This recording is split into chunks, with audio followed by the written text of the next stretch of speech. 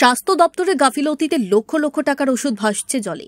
গতকাল স্বাস্থ্য সচিব বিলোনিয়া মহকুমা হাসপাতাল ঘুরে গেলেন, প্রশংসা করলেন হাসপাতাল কর্তৃপক্ষের গাফিলতিতে।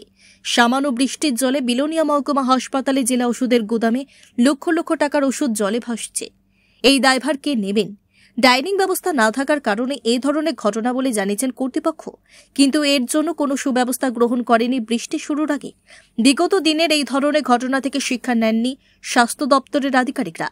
জেলা ঔষধ গুদামের রক্ষক বলছেন, মহকুমা এবং জেলা আধিকারিককে এই বিষয়ে জানিয়েছেন। জেলা আধিকারিক বললেন, মহকুমা আধিকারিককে জানিয়েছেন। এখন রাজ্যের স্বাস্থ্য দপ্তরের লক্ষ লক্ষ টাকার এই ক্ষতির দায়ভার কে নেবেন, এটাই এখন দেখার বিষয়।